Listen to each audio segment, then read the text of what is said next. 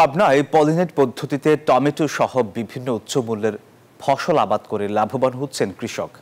ভালো ফলন এবং ফসলের ক্ষতি কম হওয়ায় জনপ্রিয় হয়ে উঠছে এই পদ্ধতি। পাবনা থেকে আহমেদুল হক রানার তথ্য ছবিতে ডেস্ক রিপোর্ট। বিরূপ আবহাওয়ার কারণে সবজি ও মশলা জাতীয় ফসল উৎপাদনে ক্ষতির মুখে পড়েন পাবনার ঈশ্বরদী ও সুজানগর সহ বিভিন্ন উপজেলার কৃষক।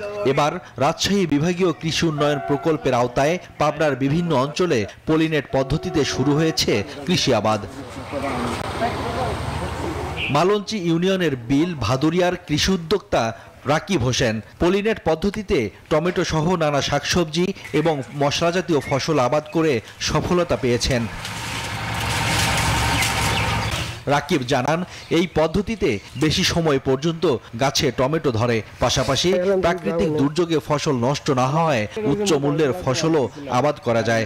পলিনেট হাউসের যে একটা বড় গুণ সেটা হচ্ছে এই পলিনেট হাউসে টমেটো গাছগুলো বহুত দিন বেঁচে থাকে এবং যে প্রত্যেকটা সবজি দুর্যোগের হাত থেকে রক্ষা পায়। ইতিমধ্যে পাবনা সদর উপজেলা সহ জেলার বিভিন্ন স্থানে পলিনেট পদ্ধতির মাধ্যমে বাণিজ্যিকভাবে উচ্চ মূল্যের শাকসবজি ও মশলা জাতীয় ফসলের আবাদ শুরু হয়েছে। গাছ ও ফসলের ক্ষতি কম হওয়ায় লাভবান হচ্ছেন কৃষক। আমরা পরিদর্শন করে থাকি, বিভিন্ন রোগবালাই পোকামাকড় নিয়ে আমরা এখানে তাকে পরামর্শ দিয়ে থাকি। পলিনেট পদ্ধতিতে কৃষিতে সম্ভাবনা দেখছে কৃষি বিভাগও। কৃষক অনেক সময় ক্ষতিগ্রস্ত হয়, তো এই বিষয়টিকে মাথায় রেখে এই প্রকল্পের মাধ্যমে কৃষককে এই পলিনেট হাউস দেওয়া হয়েছে। আশা করি কৃষক এখান থেকে উপকৃত হবে। সনাতন পদ্ধতির বাইরে কৃষিতে আধুনিক প্রযুক্তি ব্যবহারে বাড়ছে সাফল্যের হার, বাড়ছে নতুন কৃষি উদ্যোক্তা।